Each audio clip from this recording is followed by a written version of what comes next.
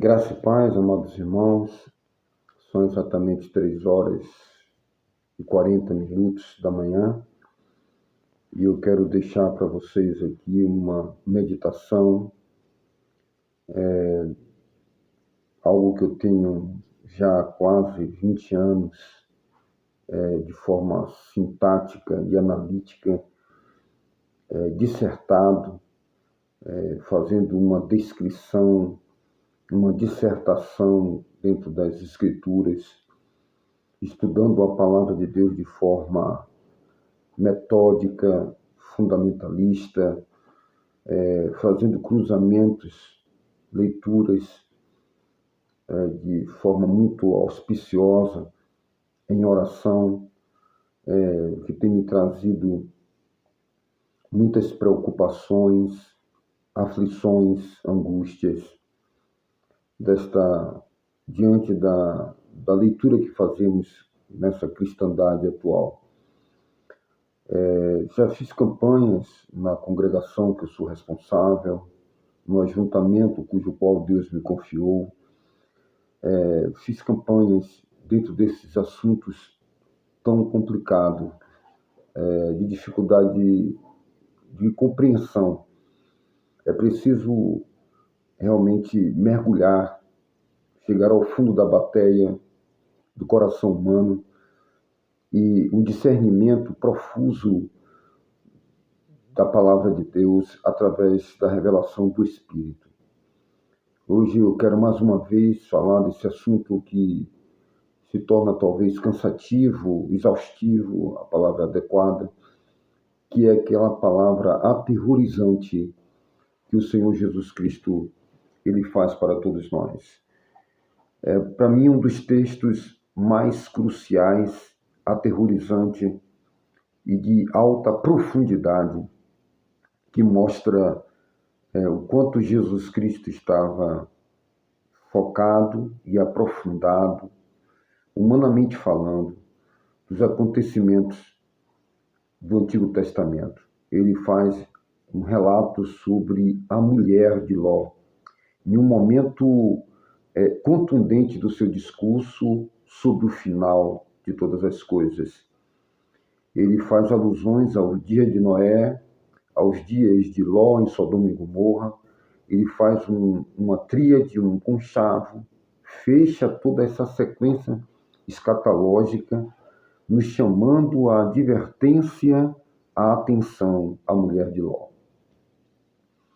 Eu não vou estar falando esse estudo, essa palavra, nesse vídeo, em vídeo, mas em áudio, onde eu posso estar me desenvolvendo mais, sem estar olhando para a tela de um celular. Então, o texto que vocês vão ouvir agora, a narração, o estudo, onde eu desenvolvi através de oração, de pesquisa, é um resumo de 30 anos de estudo da palavra de Deus e de pesquisa. Eu vou tentar ser sintético, resumido, prolixo ao máximo, para que não roube o teu tempo, para que não possamos fugir do texto. Em curto prazo, eu vou tentar fazer e deixar alguns pontos para que você, a partir desses pontos também, possa pegar e dar sequência a um estudo exaustivo da palavra de Deus. Eu vou clarear a sua mente, eu vou trazer pontos cruciais, talvez ainda que estejam invisíveis aos seus olhos. O quanto essa palavra causa terror quando nós mergulhamos em sua profundidade. Então eu deixo aí essa pequena palavra, esse texto em áudio para você, para a sua edificação espiritual. Eu sou o Flávio Santana da Silva, moro na cidade de Muritiba, no Recôncavo Baiano, estado da Bahia. Ministramos há 32, 33 anos. Tenho 30 anos de ministério pastoral, 31 anos mais ou menos. Estamos desligados de todos os elos do protestantismo, voltado para a edificação da comunidade da palavra de Deus, de forma unida, congregacional, E eu estendo isso a todos os santos espalhados na terra. Que Deus em Cristo possa fazer você compreender o peso dessa palavra que nós vamos estar trazendo para a sua edificação. Que Deus assim nos abençoe. Bem, amados irmãos, o texto que eu quero vos predicar nessa madrugada, para você, pode ser pela manhã, pela tarde, pela noite, não sei bem em que horário, em que circunstância esse áudio, vídeo está chegando para você. Temos aqui a palavra de Deus no livro do Evangelho de Lucas, capítulo de versículo 32 do capítulo 17. Lembrai-vos da mulher de Ló. Meus queridos irmãos, esse aqui é um longo discurso onde Jesus dá aos seus discípulos sobre os últimos dias, sobre o juízo final e sobre a sua segunda vinda. A tríade da escatologia, o estudo das últimas coisas, nos chama a atenção dessa palavra, lembrai-vos da mulher de Ló. Vemos aqui a surpresa do julgamento divino, onde Jesus compara os dias que antecedem a sua vinda com as épocas de Noé e de Ló, dois eventos de julgamento do Antigo Testamento. Ele passa então a explicar que naqueles tempos as pessoas elas estavam vivendo vidas perfeitamente normais e rotineiras. É preciso que nós venhamos observar e discernir as características desses dois dias, os dias de Noé e os dias de Ló, e por que Jesus faz essa analogia, essa ligação de épocas distintas, mas com os mesmos acontecimentos. Primeiramente, ele está explicando que as pessoas estavam vivendo a vida naqueles períodos, tanto dos dias de Noé como de Ló, vidas perfeitamente normais, vidas de rotina. Exemplo, comiam, bebiam, casavam-se, davam-se em casamento, né? Compravam, elas vendiam, elas plantavam e elas construíam. Aqui estão alguns verbos: comer, beber, casar, comprar, vender, plantar e construir. São esses movimentos cotidianos de rotina que são completamente alheias ao juízo iminente. Então, de repente, a destruição veio. No primeiro ponto, nós queremos falar sobre a urgência do desapego material.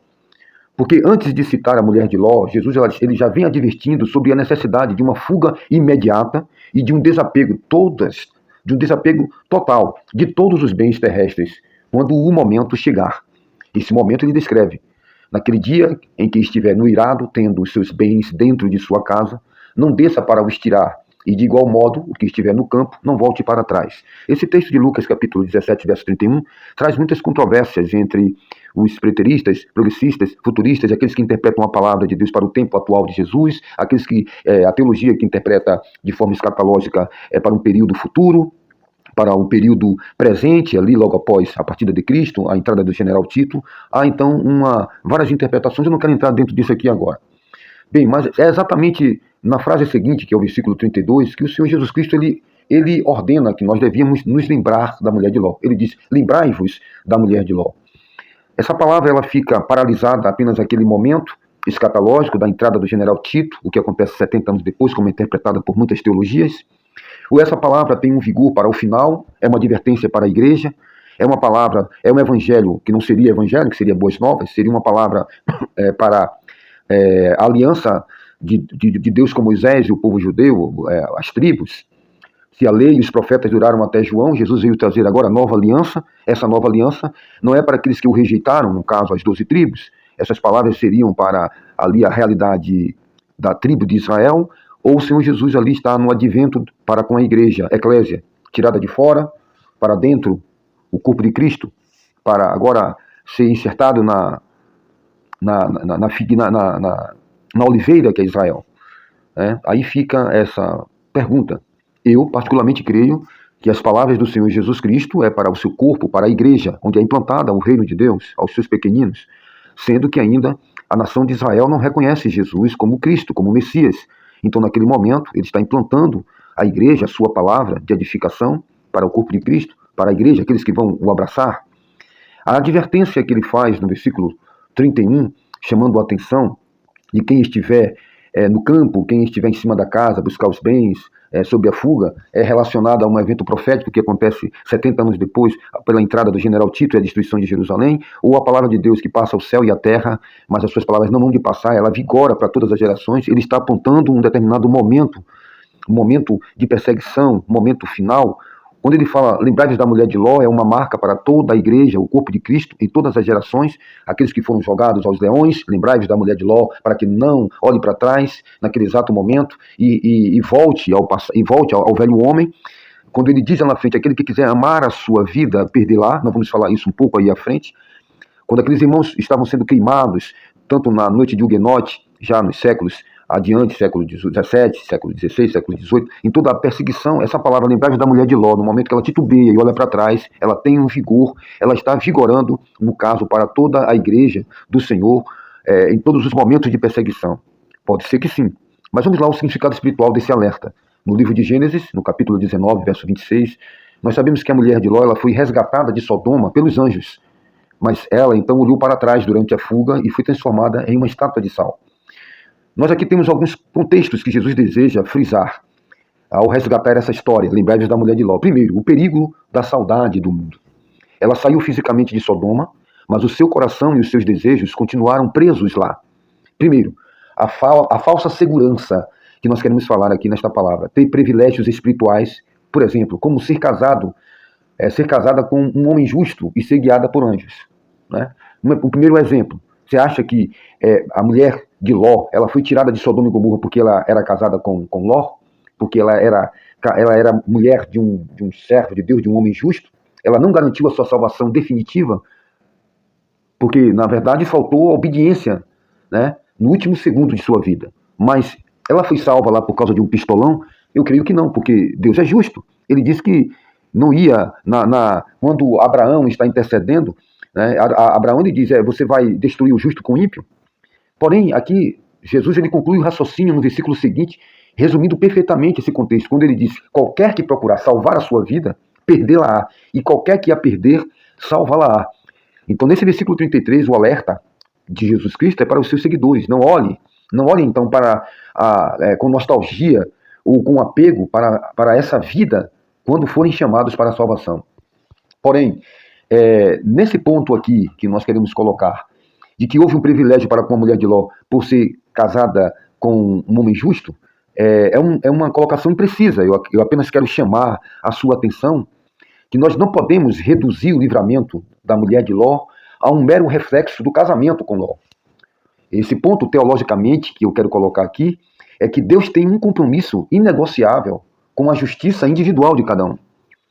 Porém, a mulher de Ló, sendo casada com Ló, isso não diz respeito que havia ali um pistolão, como da mesma forma Deus não iria salvar Ló por causa de Abraão. Isso ficou muito bem claro. Se tivesse 50 justos lá naquela cidade, eu a pouparia.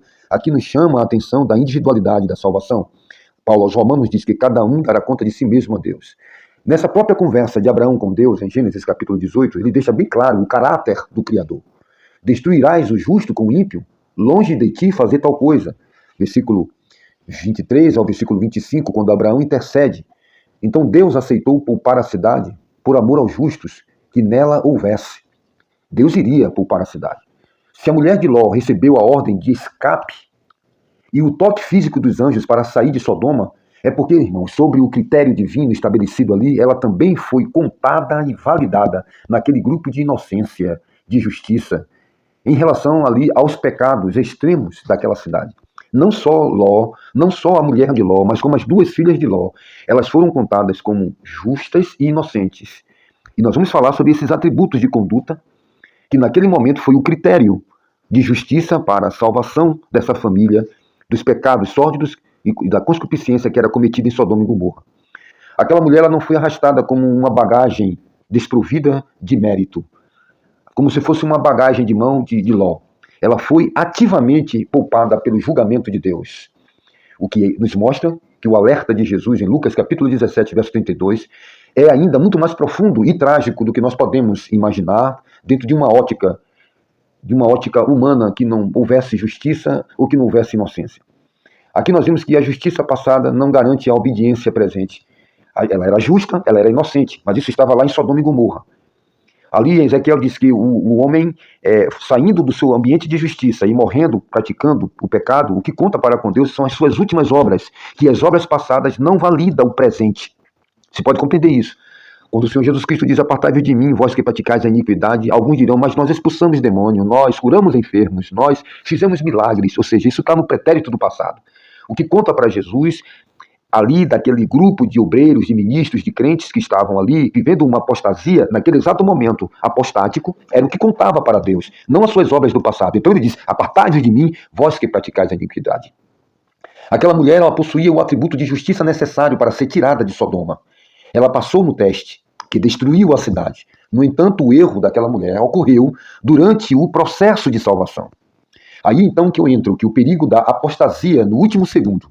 Jesus usa o exemplo dela para mostrar que alguém pode ser considerado justo, servo de Deus, receber a revelação da verdade, ser guiado pela mão dos anjos mensageiros de Deus, pode ainda frequentar, ter dons espirituais, mas fraquejar no ato final por olhar para trás. O olhar dela para trás não foi apenas uma curiosidade física, mas uma falha de lealdade no momento crucial da fuga, o que anulou o livramento que sua condição de justa mulher de Deus havia lhe garantido até ali. Jesus cita esse episódio exatamente para mostrar que nos últimos dias não bastará ter um histórico de justiça, uma vida de milagres, uma vida de operosidade pelo Espírito de Deus. Será então necessário manter o padrão de santidade, de poder e de vida para com Deus. Um total desapego à fidelidade, um total desapego ao mundo, às coisas que contaminam a alma, das impurezas, até o fim. O desapego e a fidelidade absoluta dessa caminhada. Diferente dessa visão teológica moderna de que salvo uma vez, salvo para sempre. Olha só o que nos obriga para esse ajuste de interpretação, como nós podemos interpretar toda essa condição entre essa salvação inicial, ao sair de Sodoma e Gomorra, até a perseverança final, com base no que o Senhor Jesus Cristo disse: quem perseverar até o fim será salvo.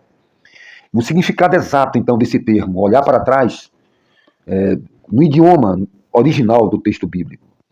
Vamos lá, então, continuar caminhando. Essa conexão entre Jesus e esse paradoxo da mulher de Ló, essas palavras do nosso Senhor Jesus Cristo.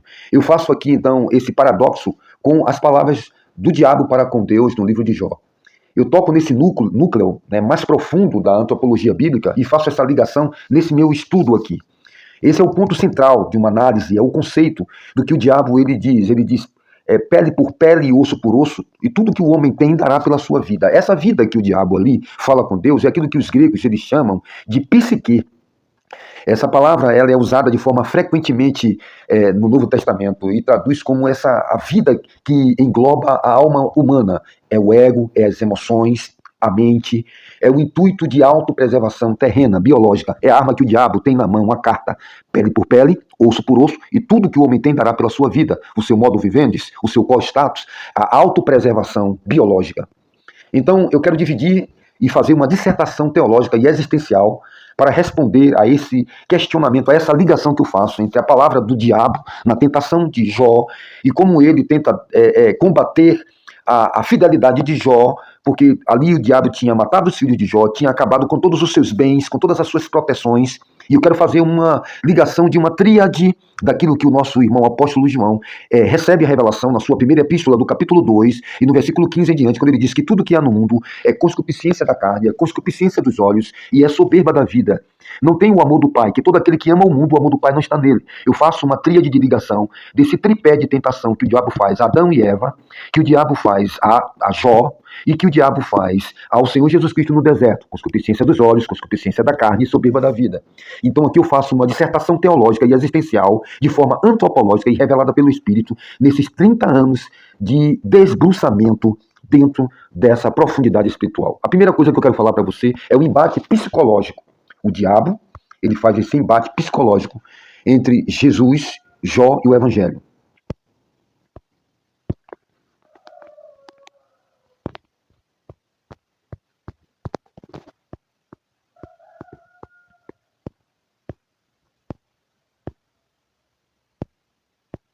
Nesse embate psicológico, o diabo aqui, que eu quero contracenar, e as suas palavras, o diabo no livro de Jó, verso, ou Jesus no Evangelho. Existe aqui uma oposição cirúrgica entre o que o diabo fala e sobre a exigência de Jesus sobre a psique, sobre a vida. Primeiro aqui a palavra do diabo, precisamente em Jó capítulo 2, verso 4. Pele por pele, e tudo quanto o homem tem dará pela sua vida. Vida, psique. Existem duas vidas no Novo Testamento. A primeira é a psique, a vida humana. e depois Zoe, Z-O-E, Zoe, a vida divina em nós. E nós vamos aqui a pouco falar sobre a diferença dessas duas palavras. Primeiro, o diabo argumenta, aqui em Jó, capítulo 2, verso 4, ele argumenta que o ser humano é puramente pragmático, ele é egoísta. Para ele, a fidelidade humana é condicional. Ou seja, eu matei os filhos dele, eu destruí os bens, a riqueza dele, mas eu não toquei nele. Então, ele tinha uma proteção, ele tinha uma condição. Então, o ser humano, dentro da psicologia, e é verdade, ele é pragmático e ele é egoísta. E o diabo trabalha em cima disso, ele é o maior psicólogo do mundo. Então, vamos entender toda essa conjuntura de palavras. Então, aí, de repente, ele vai de encontro a Deus e diz, bem, também não acontece não fiz nada contra ele. Pele por pele, osso por osso, ele está bem, ele está vivo. E aí, Deus permite ao diabo tocar em Jó, particularmente, mas não o matar. E aí já é um outro assunto, eu não quero desvirtuar aqui, ou seja, desviar, porque senão eu tenho aqui o maior prazer de nós entrarmos aqui de forma exaustiva, 3, 4 dias, falando da palavra. Mas vamos focar, como eu falei no início. Então, para o diabo, a fidelidade humana ela é condicional. A sobrevivência física, o bem-estar, eu já falei aqui acima, a alma, a sobrevivência dessa alma biológica, da psique, não estiveram em nenhum momento em risco. Ele tentou atingir, primeiro psicologicamente, as emoções, o status, o modo vivendi, mas não diretamente a bio, do latim, vida, a biológica, a alma biológica de Jó. Nunca teve risco, então ele parte para cima, pele por pele, osso por osso, tudo que o homem tem, ele dará. O homem negociará qualquer princípio, trairá a Deus e abrirá mão de sua integridade para salvar a si mesmo. Então, a antitese de Jesus, aqui em Lucas capítulo 17, verso 33, qualquer que procurar salvar a sua vida, essa vida não era a vida que Jó queria salvar. Foi a vida que a mulher de Ló quis salvar, a vida psique. E quem quiser salvar essa vida, perdê-la-á. E qualquer que quiser perder a sua vida, que aí é a vida da psique, vai salvar, que no caso é a vida Zoe. Então Jesus, ele aqui não nega, amados irmãos, o instinto apontado pelo diabo, muito pelo contrário, ele reconhece então que o homem tem a tendência natural de tentar segurar e proteger a sua psique, a sua vida humana, a sua identidade terrena, seus afetos, sua história, tudo ligado e atrelado às emoções, à emoção familiar, ao seu bem-estar, às suas conquistas, e o diabo está aí, dando toda essa roupagem, todo esse alimento que o homem da vida humana, o velho homem, ele deseja. Contudo, Jesus Cristo, ele afirma para nós que o único caminho para a verdadeira salvação é a entrega voluntária, é a renúncia dessa psique, é como sacrifício vivo, é negar a si mesmo, é o negar a vida da alma, das tendências humanas. Então, é a entrega dessa psique. Então, salvar a vida nos termos do mundo é condená-la à perda eterna. A mulher de Ló tentou salvar essa vida psique e perdeu, condenou a vida Zoe, ela perdeu a vida eterna. Esse paradoxo que eu comecei a fazer da mulher de Ló, justa, porém apegada, aí vamos explicar isso aí. Como alguém classificada como uma mulher justa no critério divino, poupada da destruição iminente de Sodoma e Gomorra, como é que ela poderia ter o coração atado a Sodoma? Ela era justa, ela foi salva, já estava concluindo a sua salvação. É aquilo que o escritor de Hebreus fala, corramos com paciência a carreira que lhe está proposta. Ali havia uma carreira proposta à família de Ló, que era sair de Sodoma e Gomorra e ir a um lugar determinado, Zoar, que em outra oportunidade falarei sobre o que significa Zoar. Então, a justiça da mulher de Ló, no contexto do Antigo Testamento, não significava perfeição moral absoluta ou glorificação espiritual. Significava que ela estava em conformidade com a aliança e também com a retidão, a prática que a separava da iniquidade extrema e corrupta de Sodoma. Ela estava ligada a uma aliança, a uma retidão, à pureza, que foi computada como justiça em relação ao julgamento de Sodoma e Gomorra. Ela estava separada desta iniquidade extrema e corrupta de Sodoma.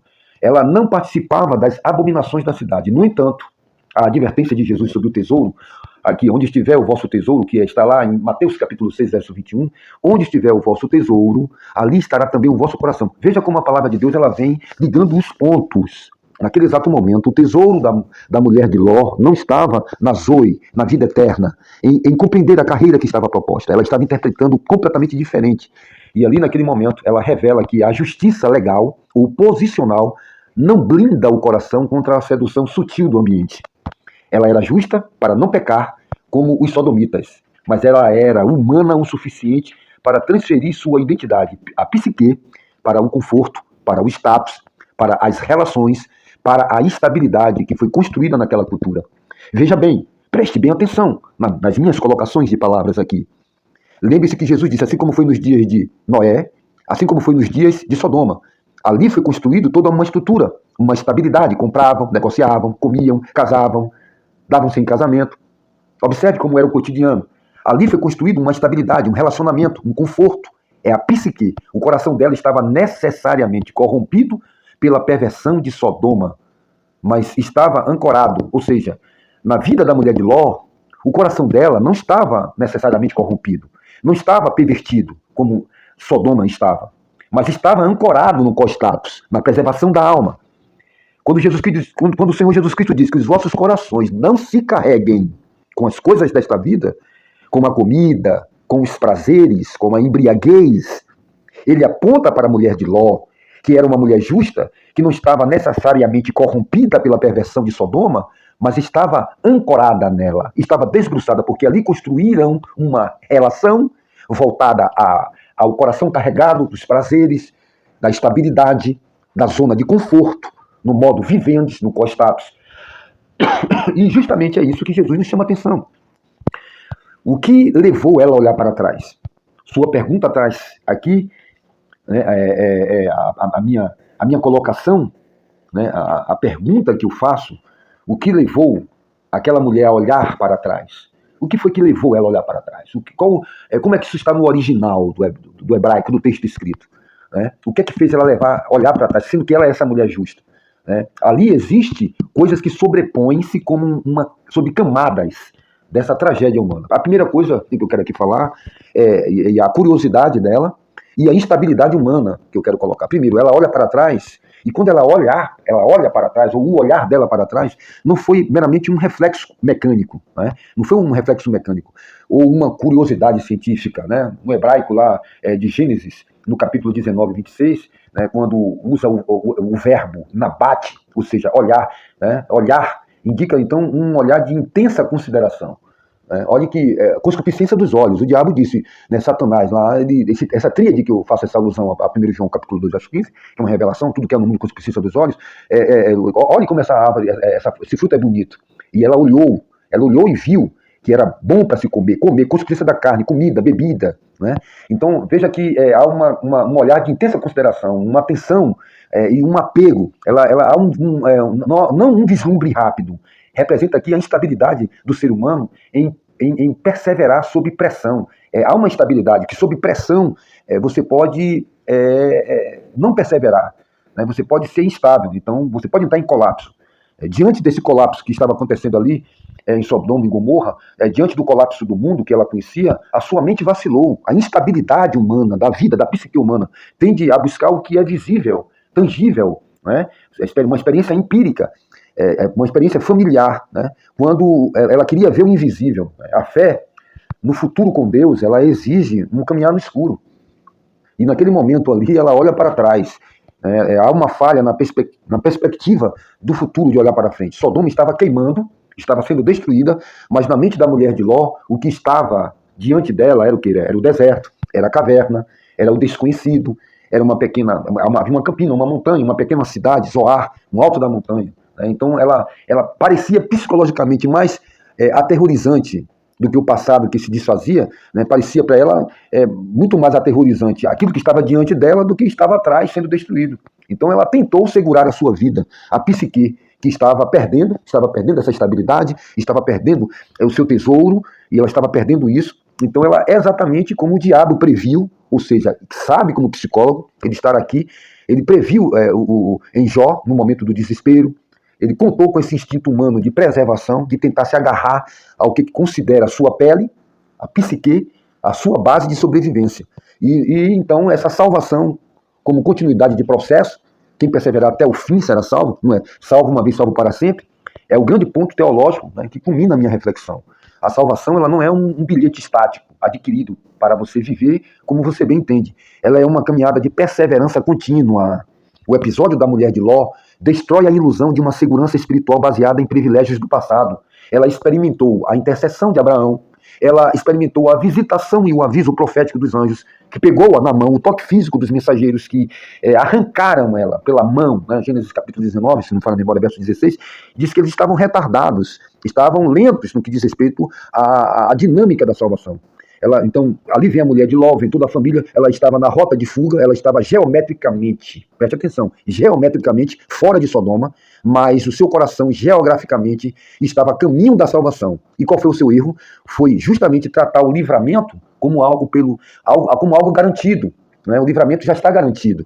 Né? Pelo simples fato de estar andando para fora da cidade, eu já estou salva. A salvação já aconteceu. Então ela esqueceu que a salvação ela exigia a continuidade da obediência até o destino final, que era Zoar. Entendeu? Ela não, já estou salva, já estou livre. E olha para trás. Ela deveria dar continuidade. Jesus começou a grande obra em nossa vida. Nós tivemos um encontro com Cristo, nós nos arrependemos. Lá no livro de Hebreus, as Escrituras Sagradas falam daqueles que estão arrolados no livro da vida, são os espíritos aperfeiçoados. Aperfeiçoamento. O escritor de Hebreus não pude falar comida sólida, porque vocês têm que ser alimentados com leite materno, com papinha, porque vocês ainda, pela prática da palavra, não adquiriu o aperfeiçoamento, não adquiriu a maturidade para o alimento sólido, porque pelo tempo que vocês têm, era para vocês estar sendo mestres, mas é preciso ainda ensinar os elementos primários, os princípios, a princípia da palavra. Aquela mulher, ela não estava dando continuidade à obediência, ela não estava sendo aperfeiçoada. A nossa vida é o aperfeiçoamento. Né? É o que está escrito, conheçamos e prossigamos em conhecer o Senhor. Quem persevera até o fim. Onde é o fim? É a consumação dos séculos. Estarei convosco até a consumação dos séculos, onde o Senhor enviará os seus anjos e separar os bodes das ovelhas, o joio do trigo. Né? Então, qual é a conclusão que nós chegamos aqui? Ao ligar Satanás em Jó com a fala de Jesus em Lucas, nós percebemos o diagnóstico perfeito. A mulher de Ló provou que o diabo estava certo sobre essa psique destreinada pela fé. Você precisa treinar a sua fé. A fé vem pelo ouvir.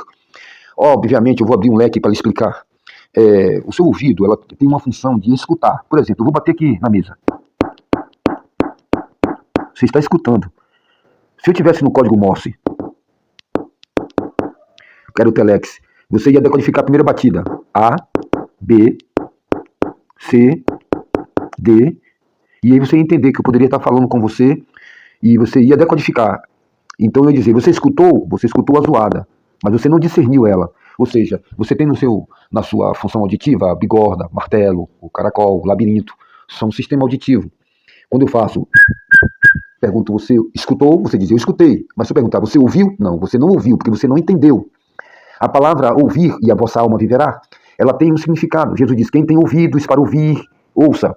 Ou seja, quem tem entendimento, compreensão para compreender, pratique, viva. Você vai ao médico, o médico diz, tome 3 comprimidos, de manhã, de tarde e de noite. Aí você volta, toma, e volta para o médico, não fui curado. O médico disse, como é que você tomou? Tomei de manhã, não tomei de tarde não tomei de noite, tomei de noite, não tomei de manhã e de tarde, mas não tomei de noite, tomei de tarde, tomei de noite, mas não tomei de manhã. O médico diz, você entendeu o que eu falei? Você ouviu o que eu falei? Ele não vai dizer, você escutou.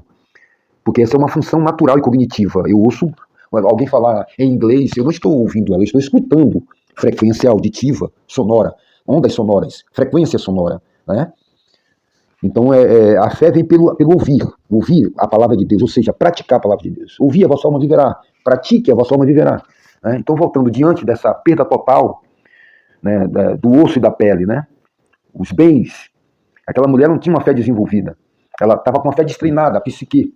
E agora ela está perdendo o osso, está perdendo a pele por pele, osso por osso, tudo que o homem tem dará. E qual é a pele e o osso que ela está perdendo? Seus bens, sua casa, sua história em Sodoma, o seu constato, seu modo de vivendi, a sua estabilidade, a sua zona de conforto. Então ela cedeu ao anseio da alma, da psique terrena e olhou para trás. Então, nesse determinado momento, onde Jesus dá o seu discurso escatológico sobre o final, sobre a sua vinda, a parousia, Jesus cita esse evento justamente para nos alertar que a justiça inicial nos põe no caminho, o aceitar a Jesus, o se tornar uma nova vida. Mas só a perseverança e o desapego diário da nossa própria psique, tome a sua cruz, negue-se a si mesmo. Jesus tomou a cruz de Jesus, ele tomou a sua cruz. E qual foi o destino de Jesus? O Calvário. A nossa cruz, qual é o destino da nossa cruz? A vinda de Cristo. Carregaremos a nossa cruz, a nossa renúncia, a nossa perseverança até o fim. E o fim está determinado na vinda do Senhor Jesus. Os que estiverem vivos ali subirão. E os que morreram em Cristo ressuscitarão primeiro. Os que estiverem vivos subirão. O Senhor enviará os seus anjos para fazer a colheita, a ceifa. Mas aí já entra um outro problema, ou uma outra temática. São os pré-tribulacionistas, o pós, né, e os tribulacionistas. Entra o milênio, entra tantas questões escatológicas que eu não vou falar aqui agora. né? Então, nesse momento, a pele, né, o osso, esse alerta de Jesus sobre a justiça para nos pôr, que nos põe no caminho, mas que é a perseverança, é o cotidiano. Quando o apóstolo Paulo disse, eu não julgo que já tenho alcançado, uma coisa eu faço, esquecendo das coisas que ficam para trás, prossigo para aquelas que estão adiante de mim, pelo prêmio da soberana vocação de Cristo Jesus. Qual é a vocação? Está lá em Hebreus capítulo 12. Corramos com paciência a carreira que nos está proposta. O que é que nos foi proposto? A salvação. Então eu preciso perseverar. Paulo disse, nem eu julgo que já tenho alcançado.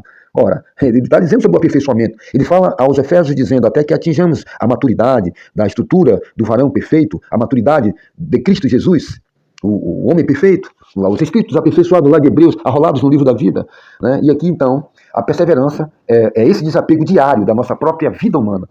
Isso nos faz terminar a corrida. Acabei a carreira, guardei a fé. Essa estátua de sal na planície do Jordão permanece então para nós como um monumento eterno. A verdade de que o maior inimigo da salvação não é apenas o pecado escandaloso, mas essa sutil e persistente nostalgia do mundo. Se fizer sentido, para nossas vidas, nós vamos compreender que essa psique quer roubar de nós a zoe, que é a vida, a salvação. Veja bem, nos discursos do nosso Senhor Jesus Cristo, nós podemos abrir a chave da leitura desse paradoxo espiritual. Quando o texto da palavra de Deus usa em português a palavra vida, ela está traduzindo essa palavra vida dos termos gregos, irmãos, que representam a natureza completamente diferente, muitas vezes opostas à vida espiritual. Quando o apóstolo Paulo fala aos Colossenses capítulo 3, fazei morrer a vossa vida terrena, ele fala sobre essa psique, mortificai, né, os prazeres da carne, mortificai a vida do velho homem, né, e pensai nas coisas que são de cima, ele nos orienta a focar os ideais. Então, essa vida, nós podemos compreender que a vida da psique, da alma humana, ela está oposta a vida da zoe, né, essa distinção biológica, né, psicológica e espiritual, de que o nosso Senhor Jesus Cristo nos fala. Primeiro, a psique, a vida da alma humana e do ego, que é a psique, é a vida anímica. Eu quero explicar isso para vocês aqui. É a vida que recebemos ao nascer neste mundo. Ela engloba, então, o instinto de sobrevivência biológica e a preservação do corpo, pele por pele, osso por osso, tudo que o homem tem dará. Ela foge, foi o que o apóstolo Pedro ali disse, homem, tu és louco, o Espírito está te revelando, escapa-te pela tua psique. Escapa-te pela tua vida, preserva a tua vida. É o ego, é a personalidade, é o intelecto, é as memórias, é as emoções humanas, é os afetos terrenos, é o apego à casa, aos bens, ao status social e também aos laços familiares e biológicos. Quando o diabo diz em Jó que o homem que dará tudo, né, ele diz que o homem dará tudo pela sua vida, ele está falando dessa psique, o desespero do ego e da carne para não deixar de existir e não sofrer. Então a morte é o último inimigo a ser derrotado. É essa psique. A psique, ela não é inerentemente mal, né? Ela não é inerentemente mal, não. Ela é uma estrutura que nos faz humano, né? Porém, ela é inerentemente terrena, limitada, ela é governada pelo medo da perda. O mundo jaz no maligno, o cosmo, o Deus deste século, né? Lembra-se do que o apóstolo Paulo diz, o Deus deles é o ventre, porque só cuidam das coisas da vida, deste mundo, desta psique. Então, sem essa renúncia. Isso está lá nos grandes homens de Deus, como Thomas Kempis, como Tomás de Aquino, como Agostinho, em Confissões. Quando você lê esses livros teológicos, foi a Imitação de Cristo, foi um dos meus primeiros livros ali, aos 17, 18 anos de idade. Eu iniciei nessa profundidade teológica, lendo esses livros. Então, quando nós observamos que essa psique, ela tenta reter e acumular e se proteger. Mas aí agora, em contrapartida, eu venho com aquilo que Jesus Cristo fala, quando ele fala também da vida, ganha lá. Quem perder a vida psique, ganha lá. E ganha o quê? É a zoe. Né? Essa é a vida divina, é a vida incomunicável de Deus. A zoe é essa vida em seu princípio absoluto.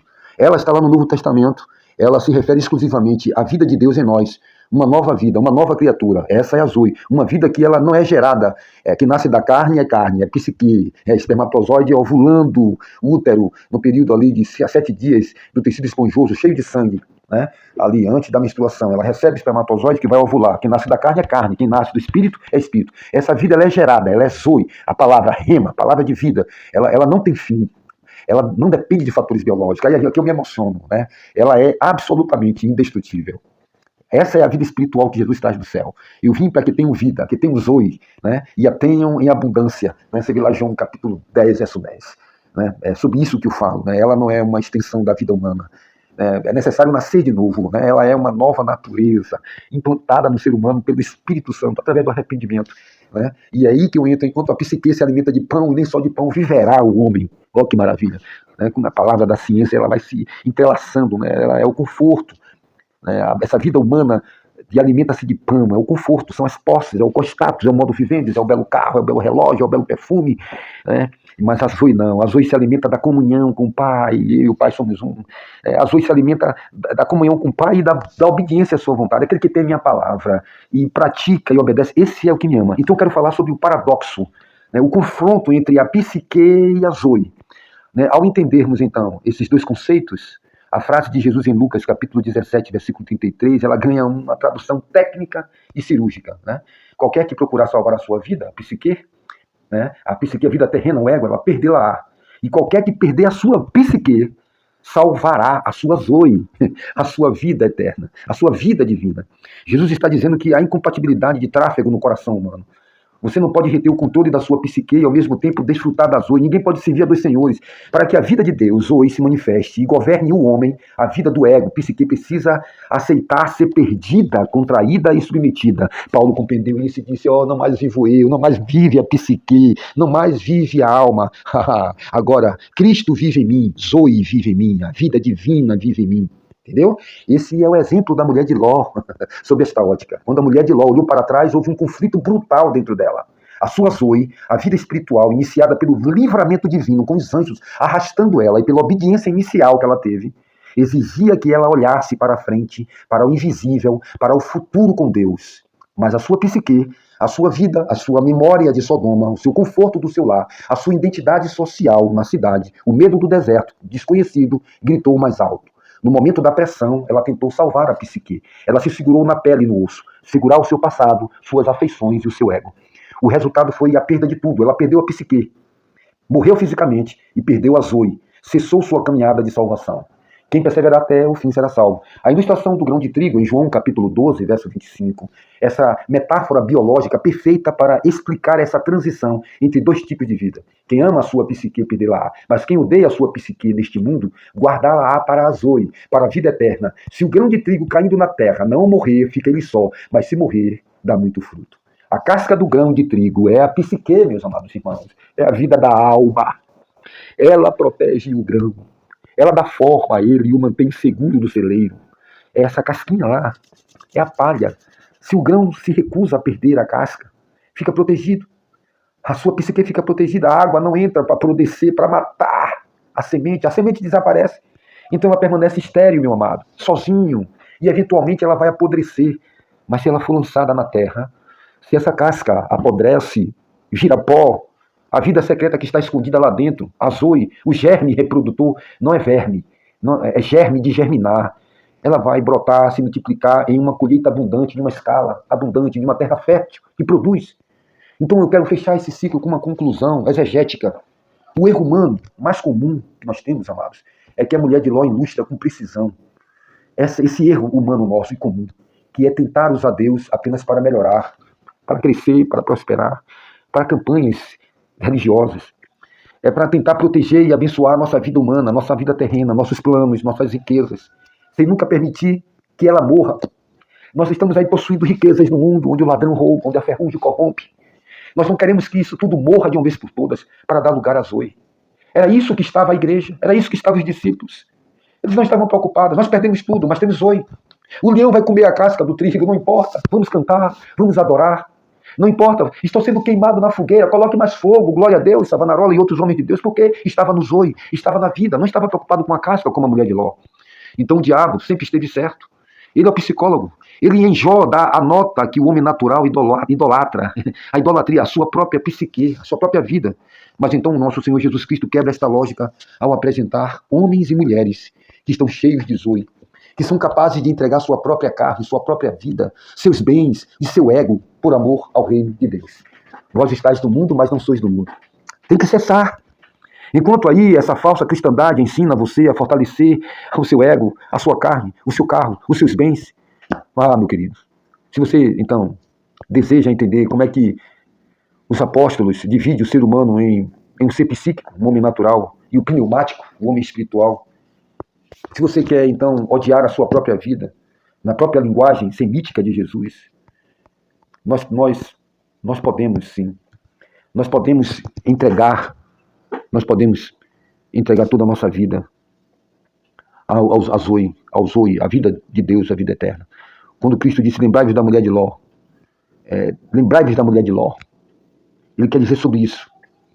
Ele quer dizer sobre justamente essa palavra, que o diabo está aí dando todo o alimento. Todo o alimento, todo o alimento.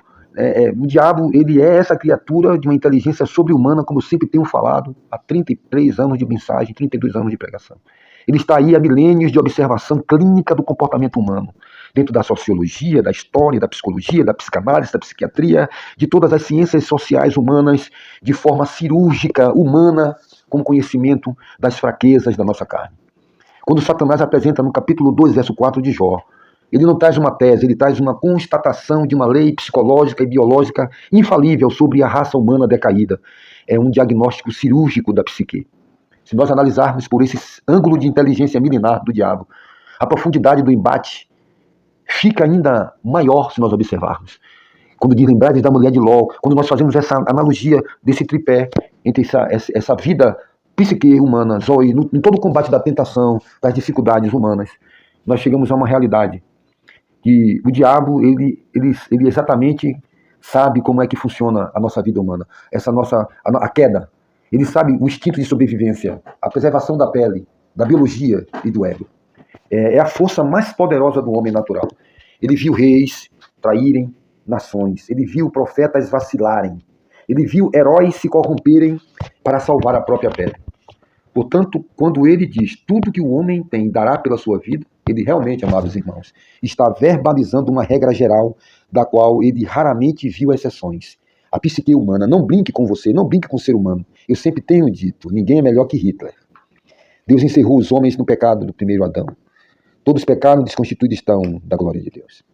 Então esse peso do apego humano à existência humana é em cima disso que o diabo trabalha. Então, quando Jesus Cristo fala sobre a mulher de Ló, ele sabe que a mulher está dando validação a esse diagnóstico do diabo. A inteligência de Satanás comprova no episódio da mulher de Ló que ela era justa, mas operava sob as limitações da psique humana, e que o diabo conhece muito bem. Ele sabe onde ele vai atacar, atingir a sua vida, seja nas emoções familiares, seja nos seus apegos financeiros, ele conhece. Então, diante do colapso e da perda de tudo o que constituía a pele da mulher de Ló, e os seus ossos, sua história, sua segurança e seus bens, foi o gatilho de autopreservação. Quem quiser ganhar a sua vida, psique, perderá. E esse foi o gatilho psicológico que disparou esse gatilho de autopreservação na vida dela. O olhar para trás foi o sintoma exato do diagnóstico que Satanás deu em Jó. A dificuldade extrema do ser humano em desapegar-se daquilo que ele acha que o mantém vivo. Vai me manter vivo, isso vai me manter vivo. E aí entra essa inteligência sobrenatural que encontra em nós, seres humanos, que quer labutar pela psique humana, encontra esse limite. Esse é o mistério profundo das Escrituras. Que, embora, amados irmãos, que Satanás ele conheça essa mecânica perfeitamente da psique, o próprio diabo ele é fundamentalmente cego para a operação daquilo que eu quero te dizer. Quando Paulo diz que as nossas armas não são carnais, não é da psique humana, mas que as nossas armas são poderosas, aí entra a Zoe, a vida divina, e que o diabo é completamente cego para a vida divina. O diabo jamais iria colocar Judas para negar, ou para trair a Jesus, ou Pedro para negar, porque ele não tem essa clarividência, esse discernimento espiritual. O diabo trabalhou e contribuiu para o cumprimento do plano de Deus. Se ele soubesse que era através de tudo isso, ele não tem luz espiritual, ele não tem discernimento. Isso é um assunto para um outro diálogo. Quando o diabo, por exemplo, achava que Jó operava apenas na psique, ele foi lá atingir o material, o emocional, os filhos, o material, os bens, porque achava que Jó ia operar na frequência da psique, o interesse pela sobrevivência, ele se enganou, porque naquele momento Jó provou que havia algo mais profundo sustentando a fé dele, e o que era? A Zoe, a vida de Deus, a comunhão com Deus. Observe bem que foi isso que estava em Jó, não estava na mulher de Jó. Por exemplo, irmãos,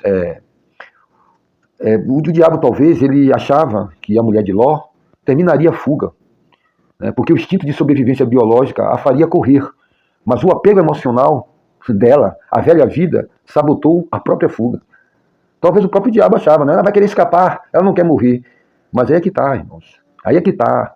O instinto de sobrevivência biológica faria ela correr, mas o apego emocional. Aí é que está o que Jesus quer mostrar para nós. Aquele que amar o pai, a mãe, aquele que amar os irmãos, aquele que amar esses mais do que a mim não é digno de mim. A questão dela foi o apego emocional. né? A vera é a vida que ela tinha. E o diabo trabalha nessa frequência. Né? Então Jesus, portanto, contradiz o conhecimento milenar de Satanás sobre o homem. Ele confirma, Jesus reconhece. Ele diz, sim, o homem natural fará de tudo para salvar a psique. É isso que Jesus está dizendo. A virada de chave de Jesus é introduzir uma força que a inteligência de Satanás não pode controlar, nem replicar. A capacidade voluntária por meio da Zoe, a salvação individual.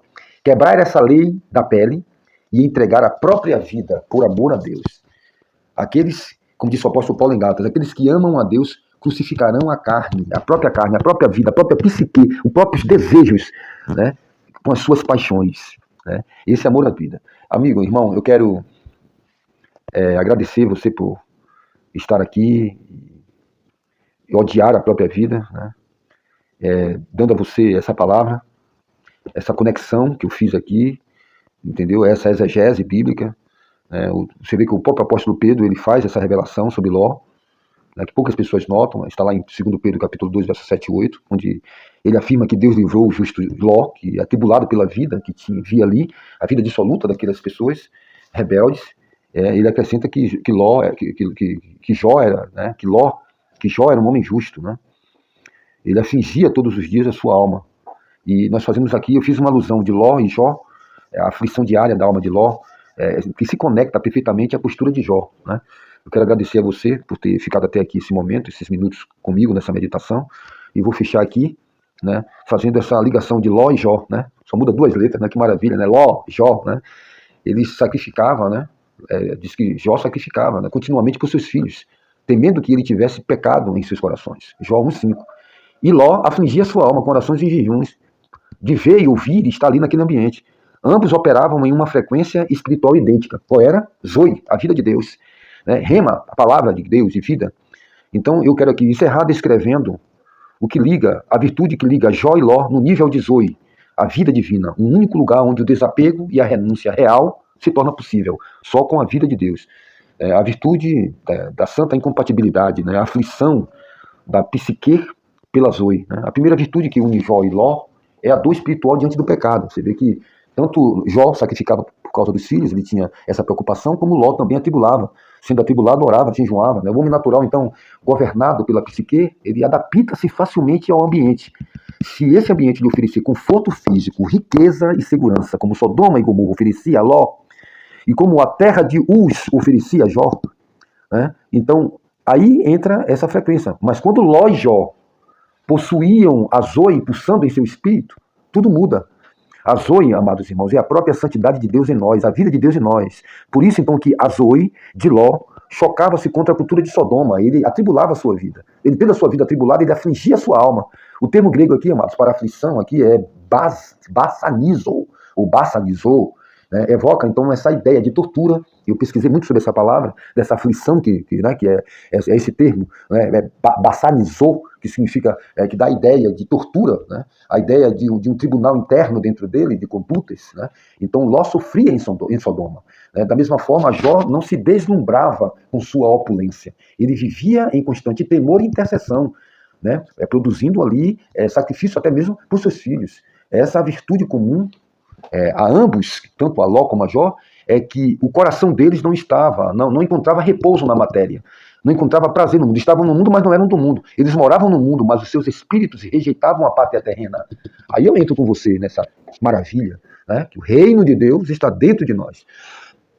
Perdão, a vida de Deus, né? É aquilo que o apóstolo Paulo fala, a nossa pátria está nos céus, onde aguardamos a vinda do nosso Senhor e Salvador Jesus Cristo. Né? É aquilo, né, que o apóstolo Pedro diz, exorta-os a peregrinos e forasteiros, né? Exorta-os a peregrinos e forasteiros. É o que nós somos, peregrinos e forasteiros, nenhum lugar é o meu lugar. Né? E aí é a vida de Zoe. Então, esse ato verdadeiro de desapego, essa nudez espiritual, né? Então, essa fidelidade humana, né? Ela não depende dessas circunstâncias da psique. Foi o que aconteceu justamente com a mulher de Ló. Ela olhou a circunstância e olhou para trás. No entanto, na vida de Ló e de Jó, eles provaram desapego absoluto através de quê? Da renúncia voluntária, né? Da renúncia forçada, voluntária, que foi sustentado pela vida de Deus, por essa comunhão com Deus. A renúncia de Jó, quando perdeu todos os bens, os filhos e a saúde, sua psique, né? Que ela entrou em agonia profunda, mas a vida de Deus nele declarou para ele: nu saí do ventre da minha mãe, e nu tornarei para lá. O Senhor o deu e o Senhor o tomou. Bendito seja o nome do Senhor. Né? Jó capítulo 1, verso 21, se não fala a memória. Então ali Jó abriu mão do direito de exigir explicação de Deus. Ele renunciou ao seu próprio ego, a vida psique, a vida humana. Não vivo mais eu, Cristo vive em mim. Então a renúncia de Ló era também de um homem riquíssimo. Gênesis capítulo 3 e versículo, fala a memória, versículo 5, versículo 6. Nós observamos ali que quando o anjo deu a ordem, a partida, Ló abandonou a sua casa, suas terras, seus rebanhos, seu ouro, o status de ser juiz, as portas de Sodoma. Ele saiu apenas com a roupa do corpo. Ele aceitou a nudez material e o deserto absoluto em troca aqui da obediência a Deus, da renúncia. Né? Tome a sua cruz, renuncie a sua vontade, a sua alma. Então esse verdadeiro desapego, né, que o verdadeiro desapego não é só a ausência de bens, mas a ausência, né, de posse dos bens sobre o coração. Tanto Jó quanto Ló estavam prontos para ficar nus diante de Deus se o preço da fidelidade assim exigisse. Então a operação deles exclusiva era no nível da vida. Essa capacidade de sofrer pelo pecado do mundo, de renunciar a tudo no momento do decreto divino, é humanamente impossível de ser gerada pela psique. É necessário nascer de novo, receber a vida de Deus em nós. E a psique, o ego, essa vida egocêntrica, sob a ótica da psique, é a atitude de Ló de agonizar por Sodoma e Gomorra, em vez de simplesmente aproveitar as riquezas da cidade. Isso seria como classificar como loucura ou fanatismo, né? Sob a ótica da psique, isso é loucura. Rapaz, você vai deixar isso, rapaz, escapa-te por tua vida, tu vai morrer, eles vão bater no Senhor, Deus está revelando. Então, para o mundo isso é masoquismo. Né? O prazer no sofrimento, de ser masoquista, nasce lá em Sodoma, né? Lá é o sadomasoquismo, também havia essa linha também, né? Então o próprio diabo, ele não consegue ver, não consegue conceber que um homem, né, pudesse manter a sua integridade, né, após perder a pele, né, após perder o bens, a saúde, tudo que possuía. Né, porque na lógica do diabo é a psique. E aí ele não conta com esse desapego de Jó, com o jejum e a oração diária de Ló, né, ao contemplar os pecados de Sodoma, ele não conta com isso. Isso era fruto direto da vida de Deus, Zoe. Né? Então a Zoe fornece ao homem uma âncora fora deste mundo. Quem tem Zoe, quem tem a vida de Deus, quem está sob a vida real de Deus, não consiste, né, como disse o Senhor Jesus, a vida do homem não consiste nos bens que ele possui. A vida de Deus, Zoe, não consiste na abundância dos bens que possui. Esse texto que eu sempre procurei decorar, e eu não titubeio, está lá em Lucas no capítulo 12, verso 15, a vida do homem não consiste nos bens que ele possui. Né? Então a Zoe, a vida de Deus, é que permite que o homem olhe para a perda material, que se lance aos leões, que morra queimado. Né? Ele olha para essa vida, né, material, apenas, ele vê como um refúgio, ele olha essa glória do mundo como cinza, se comparado à santidade e à presença do Altíssimo. É aí, nessa vida, nessa força, que o apóstolo Paulo ele nos fala lá em Romanos, e agora eu me esqueço esse texto, quando ele diz que as aflições, o sofrimento, a perda desta vida, as angústias, não é para comparar com a glória que há de ser revelada. Então, aqui, meus queridos, dentro desse contraste final, Ló versus sua mulher, nesse cenário que se fecha perfeitamente, aqui eu encerro a minha fala. Ló e sua mulher saíram pela porta, sob o mesmo teto, de mãos dadas, com os mesmos anjos. Contudo, Ló caminhava na força da Zoe, da vida divina. Sua alma já estava morta para Sodoma muito antes da cidade queimar. O fogo físico apenas consumiu o que ele já havia renunciado em seu espírito através da aflição diária, da oração e do jejum. Sua mulher caminhava na força da sciente psique, da ciência humana, biológica. Ela não havia passado pelo processo de aflição, de oração, de jejum espiritual que Pedro descreve sobre Ló. Ela não sofria com o pecado da cidade, ela desfrutava do conforto dela, sua psique estava intacta, viva e apegada. No teste final, a lei da autopreservação do ego falou mais alto e ela olhou para trás. Jó e Ló permanecem na história bíblica, amados irmãos, como os monumentos da resistência da vida de Deus contra o império dos sentidos e contra o diagnóstico reducionista que o adversário faz da raça humana, do homem. Como você prefere escolher entre viver a vida de Deus em nós, a Zoe, ou a vida humana, da psique? Não entender, olhar só com um olhar prisma humano. Eu quero encerrar aqui essa palavra, cansado, queria falar pouco, né? Mas aí já a hora não nos espera. Já consta aí 1 hora e pouco. Muitos não vão ouvir essa mensagem até o final. Mas eu quero deixar para você a meditação. Lembrai-vos da mulher de Ló. Que Deus assim abençoe as nossas vidas, para que possamos viver a vida de Deus em nós, pelo Espírito de Deus que vivifica os nossos corpos e a nossa vida. Deus nos abençoe.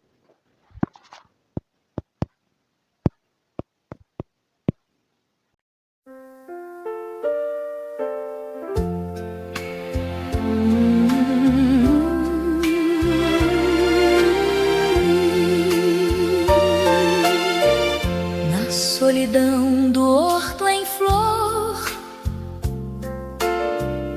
o mestre curva sua fronte, sentindo o peso e a dor, ali em agonia, no frio montes. O seu suor em terra dai,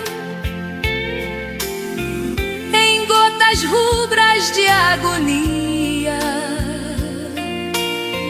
Cumpra a vontade de meu Pai, o Cristo em prece ali dizia: ó sangue puro e divinal, que no Getsemane verteu, pagando preço sem igual pelo pecado que era meu.